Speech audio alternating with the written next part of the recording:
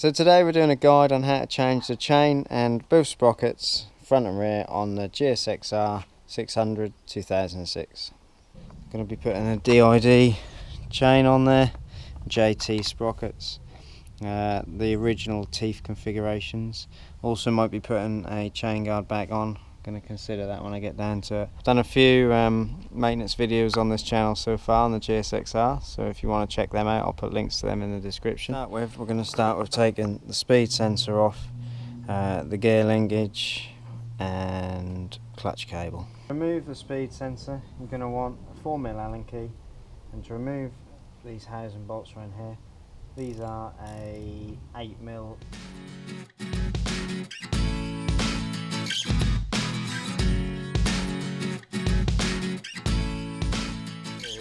Mark the splines on this and remove the shifter and lever here. There's a circlip holding the shifter on, so its position is dictated by the splines on here. So when removing that, it's a 10mm, you need to take that all the way out, because otherwise you won't be able to remove it. Doing your clutch, you want to be using, I think it's an 8mm socket. Mark it again on the splines, and then you should be able lift it off. When you're removing these bolts, draw yourself a little diagram, because all these are different lengths, and then when it comes to putting it back together, you'll know exactly where everything goes.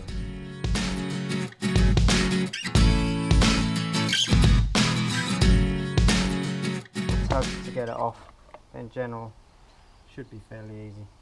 And then you want to remove this clutch cable. So to remove your clutch cable, there's a lock nut on there which is a 10mm and a 12mm. You just want to release that 12mm and then you should be able to wind it out.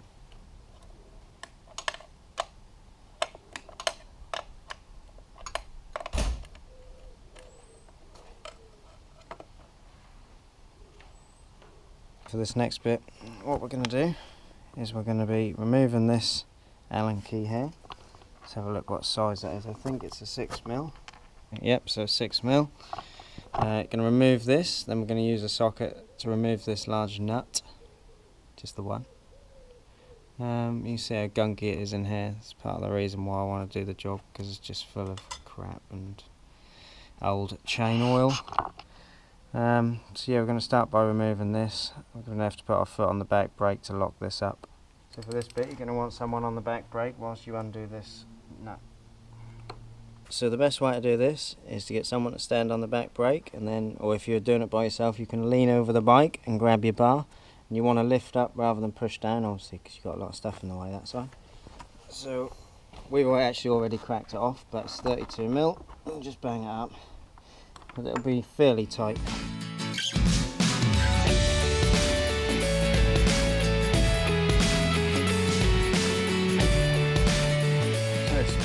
Loctite on there. That's why it's so tight to come off. So now what we're going to do is we're going to crack this nut off here.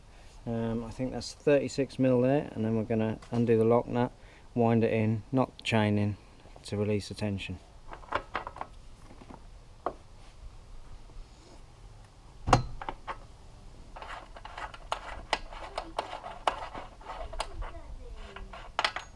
So that's a 12mm and a 10mm. Shouldn't be very tight anyway. So we've got these wound off now.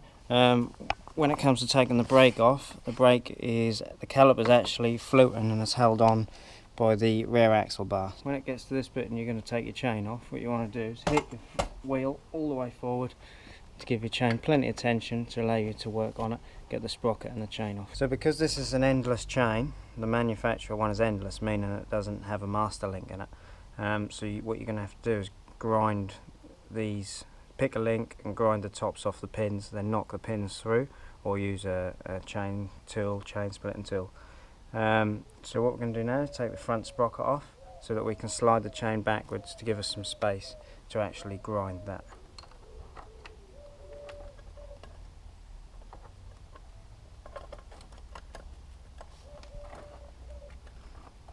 Comes past things.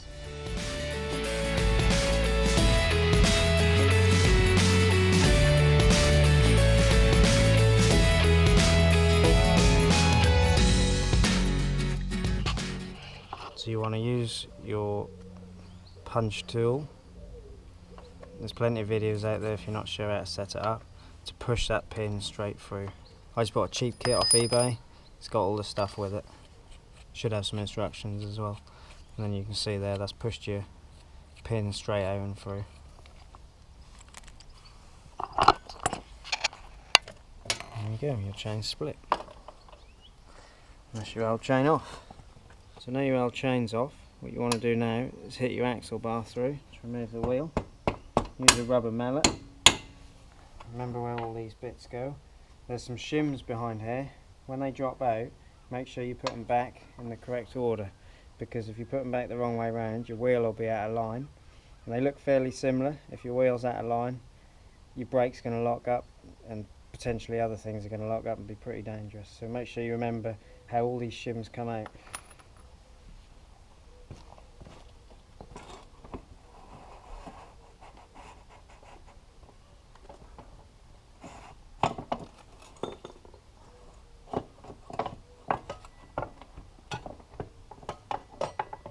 So your brake caliper's not that heavy, you can just leave it on there gently and let it hang there.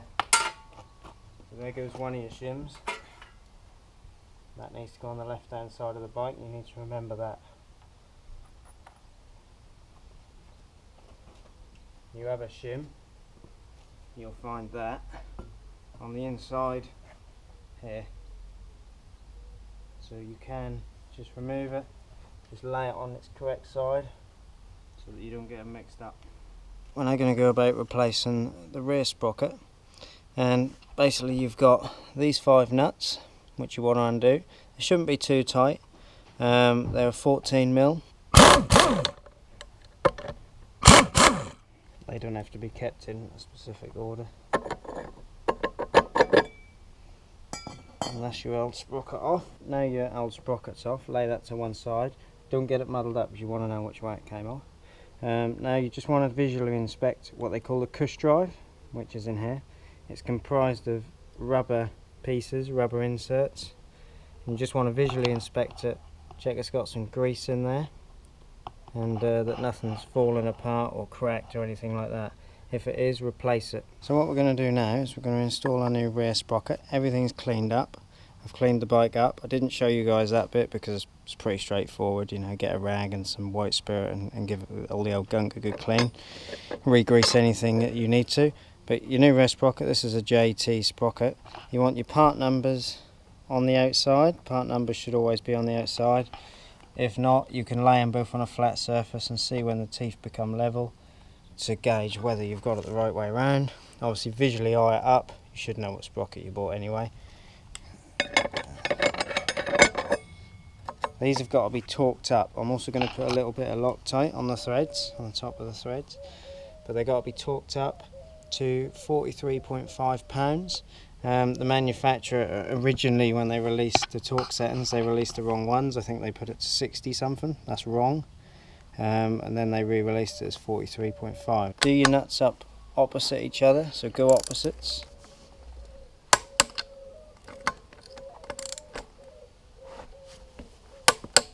And that's your rear sprocket installed. So now that rear sprocket's on, I'm going to reinstall the rear wheel. And you want to just make sure you get these shims in the correct way as they came out. So the one with the little lip on it goes in the right hand side as you look at the wheel. Right, so now what we're doing is reinstalling the rear wheel. We're just going to push the axle bar straight through.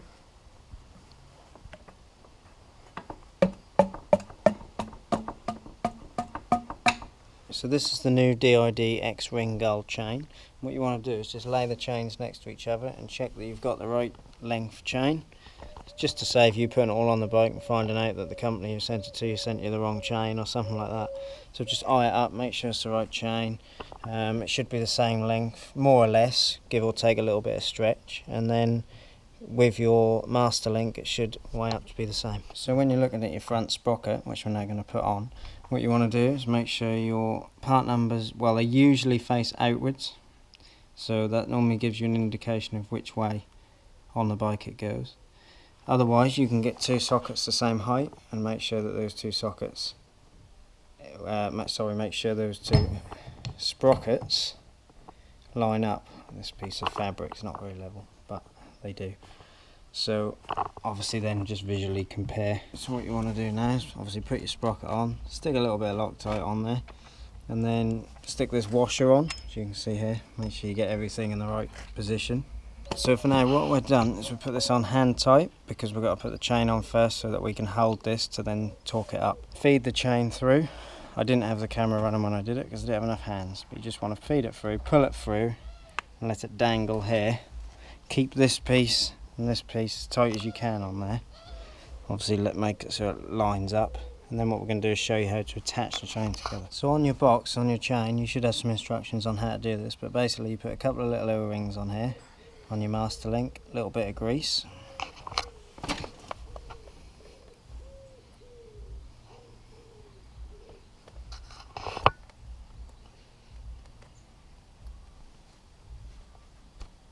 Then you put the other two O-rings on here and here, and a little bit of grease again. A little bit of lube.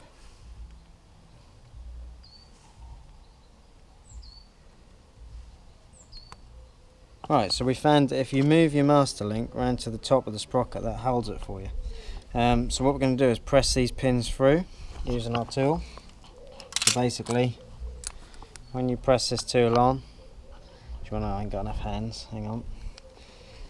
Basically that back piece fits over here,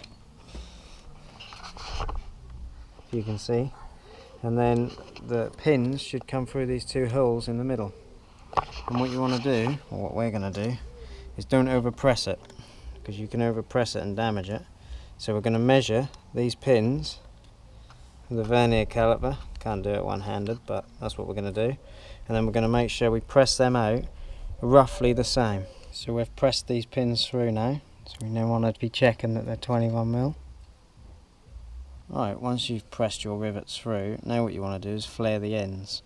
So this tool here, you can see it's got like a nipply bit on the end, and basically that's going to fit into that hole and splay the end of that hole out. And what you want to do is make sure you do it a little bit at a time, not overdo it, and split the rivet. And obviously do that on both links. What you want to do is there's a little nipple on the end of that. You just want to make sure that this shoulder goes in flush against the link, or against the rivet. So now we've got our chain guard installed and our wheel on, and now we're going to tension this up somewhere near where it wants to be for now. So we've lined our wheel up using these marks. So 1, 2, 3, 4, 5, and it's on the 6th one.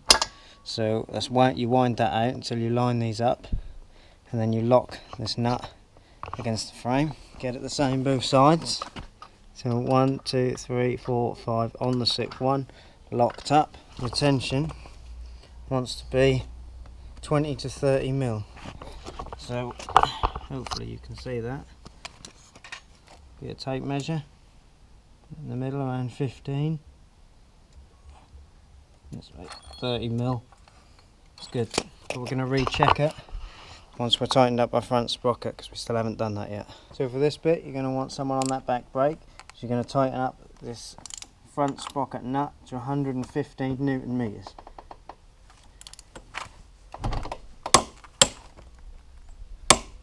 So now we're going to tighten up the rear axle, and that's got to be 100 Newton meters.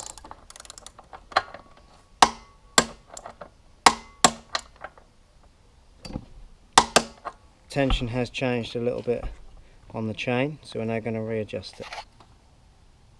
So we've got everything tightened up and done. Chain's all tensioned correctly, and the wheels in line. So I decided to put my chain guard back on in the end, because I don't want stuff all flying everywhere. Re-greased this push rod here, because there wasn't any grease left on that. Cleaned up our speed sensor, and we're ready to reinstall everything in the reverse order of what we took it apart.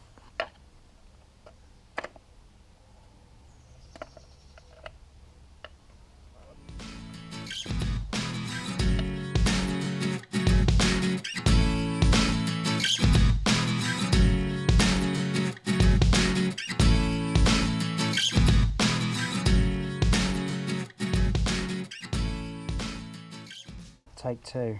When you do this, remember to put your spring and your washer on.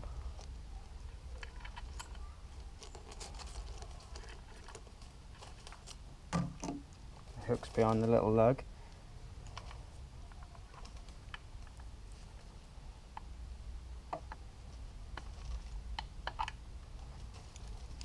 And under and over the top there. That should sit flush on the top. And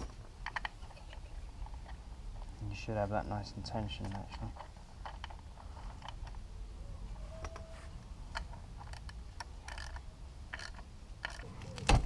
When it comes to installing your shifter and your gear link, just want to put a little bit of grease on here. Right, so shifter on, slot on there, line your marks up, which you should have put on there earlier. Spot on.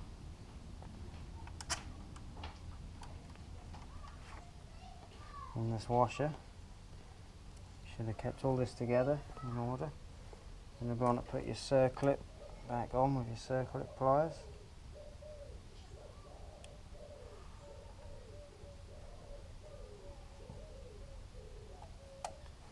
Like so.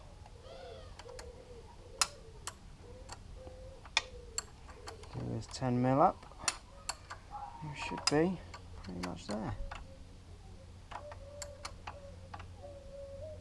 Not too tight, just nipped up.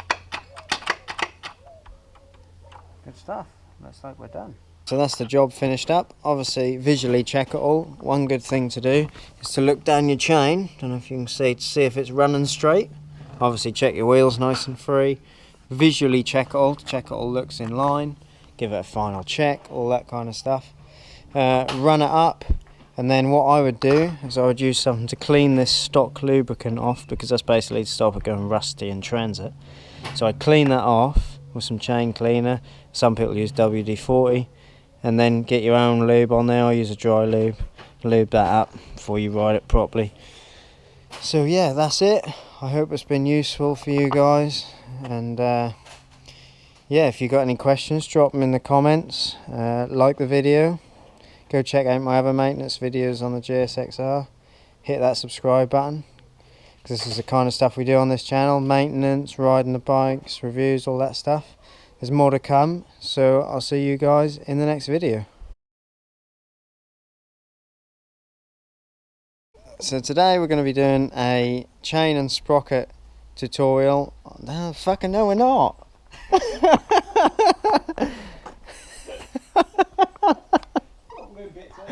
Yeah, I might do.